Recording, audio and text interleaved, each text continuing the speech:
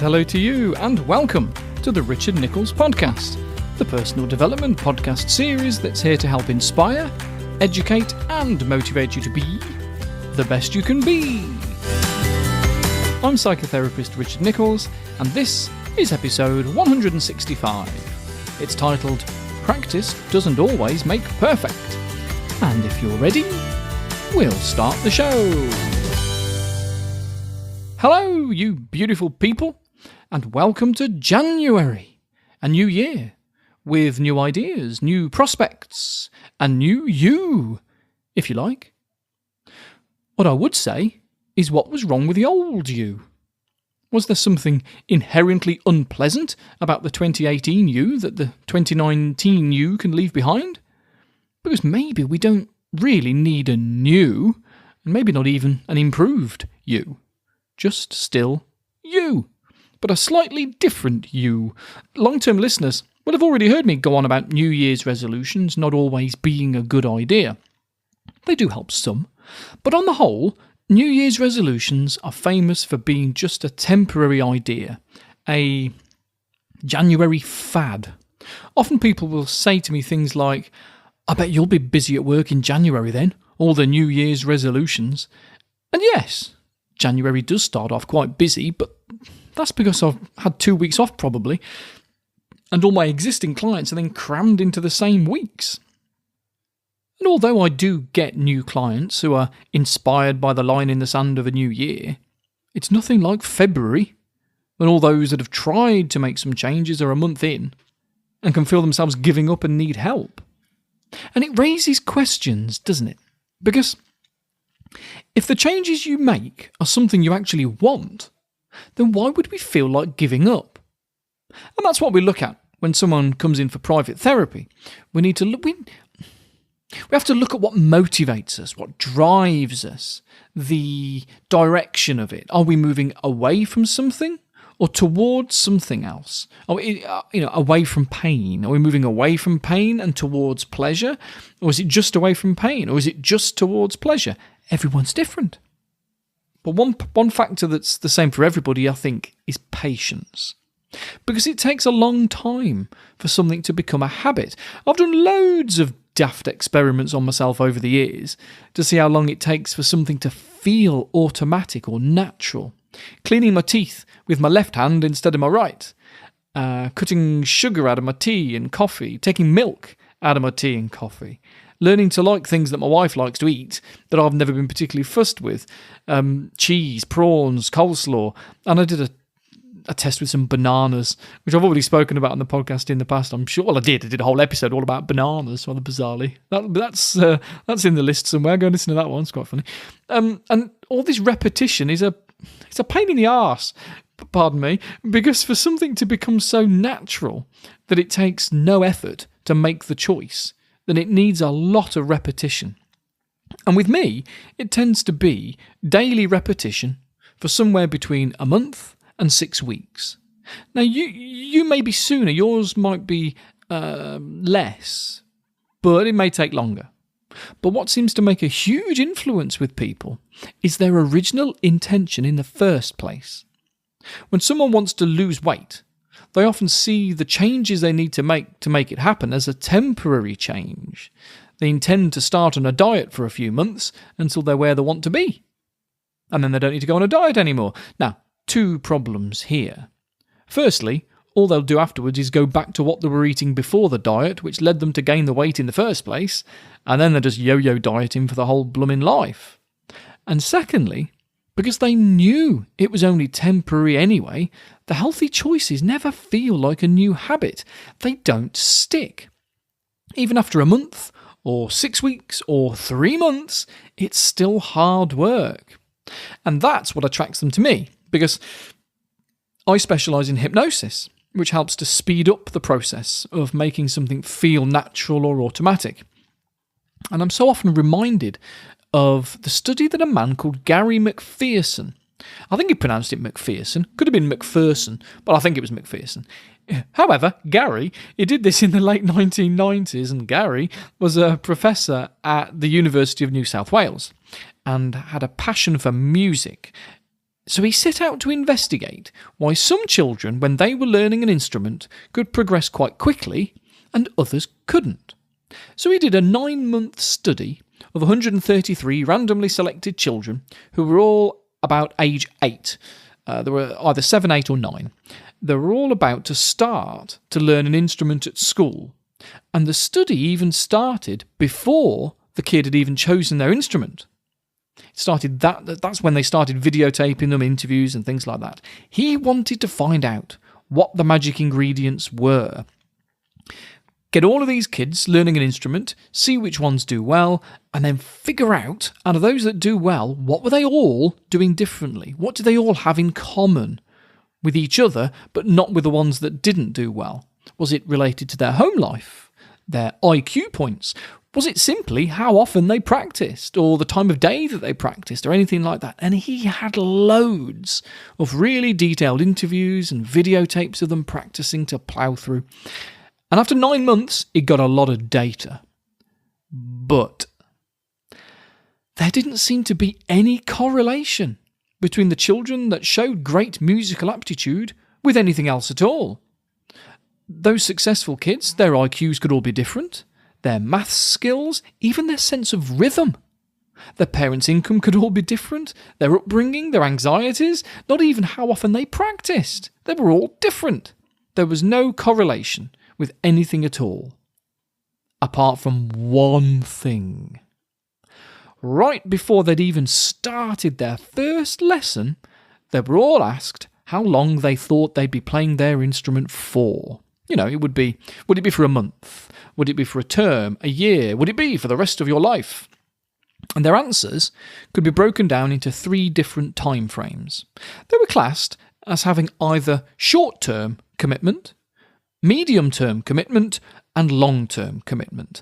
And there was the correlation, because those that were in the long-term commitment group outperformed the short-term group in musical aptitude by 400%. Musical aptitude can be measured using what's called the Watkins-Farnham Performance Scale, which with 90 minutes of daily practice had the short-term commitment kids scoring about 9. The medium-term committers scored 15. And the kids that said they'd play forever, even before they'd even had a single lesson, scored 35. I went through that a bit quick. Let me run those numbers past you again. Short-term, 5. Medium-term, 15. Long-term, 35. A completely different musical ability compared to the half-hearted short-term kids. Yet they all put in an hour and a half per day of practice. So actually, practice doesn't necessarily mean a better outcome. It does make a big difference though, because even the long-term commitment kids who only had the opportunity to do 20 minutes of practice each day, they only scored about 13. Which is still higher than the short-term commitment children who did 90 minutes.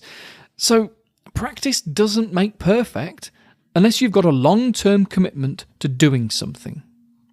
And this applies to everything that we're learning, whether it's the guitar, or it's learning to make healthy food choices, or wanting to make it second nature to choose to walk rather than drive, or whatever. An expectation of it being a temporary thing means that the brain doesn't let it become a habit. Probably inefficient. Why would it? We're not going to do this forever. Why make it stick? That's what the brain does. But in order for something to feel appropriate, to be a part of your life forever, it needs to be something that's sustainable. And a diet won't do that. Going to the gym every morning before work might not do that. It might be sustainable for some, but if you need a middle ground between doing too little exercise and doing too much, an amount that you can integrate into your life forever, then in a month or so's time, it will feel natural to you. That's just how the brain works. Given the right circumstances, practice does make perfect. If you want to learn to play the guitar, you practice every day, probably an hour a day, and you know that you can't do it yet. You're already at the beginning, so you get a book, you start at page 1, which is usually how to play Kumbaya. It's only 3 chords, D, E and A. I did this. And you practice and practice and practice until you've got those 3 chords perfect. And then you move on to Auld Lang Syne. And if you keep... Auld Lang Syne. It's true. That's the next page of the book. If you keep at it in the same way, moving up as you improve, then within a year, you'll have all the muscle memory you need to play almost any chord without thinking about it. It's muscle memory. That's what we call it, isn't it? Muscle memory. Yet, truly, our muscles don't really have any memories, do they? It's our brain that sends the signals to our muscles. Muscles are as useful as a puppet is without its strings. So what does muscle memory mean then? To me, it's about making something unconscious. The final stage of competence, the final stage of learning. It's commonly said that there are 4 stages of competence. 1, unconscious incompetence. You're so out of touch with the problem, you don't even know that you can't do it yet. 2, conscious incompetence. Now you know that you can't do it. That's where most people probably begin with. 3, conscious competence. You now know how to do it. It just takes a lot of conscious effort. And then 4, unconscious competence. You can do it, and you don't even need to think about it anymore. It's become second nature to you. And this process of how the brain does this can be applied to probably anything, whether it's learning to play Kumbaya, Auld Lang Syne, learning to leave food on your plate, learning to see the positive outcomes of a difficult situation, learning to deal with emotion in a better way, learning not to self-harm. What my clients are ultimately looking for is to learn something new and unlearn something old. Because if unwanted behaviour is at stage 4, then it's outside of conscious awareness. The signals in the brain have moved too quickly for the consciousness to have noticed, and it's too late. They've already shoved in the extra chips that were on their plate. They've already taken the escalator instead of the steps, or they've already taken a Stanley blade into the bathroom to slice away at their arm, when the pain in their body is the only distraction they've got to deal with the pain in the mind. And people will say that they don't even know that they're doing it. So if someone gets angry and shouts and screams and throws ashtrays at the wall or whatever, and the only answer they've got to the question, why did I do that, is because it felt right at the time, then the reason it feels right is because of familiarity, because that's what always happens. So it becomes a skill, a habit. It's become unconscious competence. And to make a new behaviour unconscious takes the right combination of repetition and attitude. And that's going to be different for everyone. So be careful with these fad diets or sudden changes in lifestyle and find what will work for you. Not just now, but forever.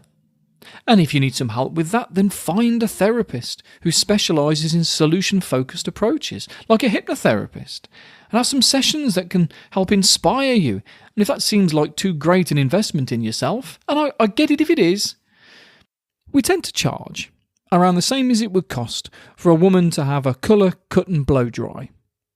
And depending on where you live, that's going to be anywhere between 50 quid and 100 quid per session, which I know sounds like a lot, but it's worth the investment because it makes a great difference.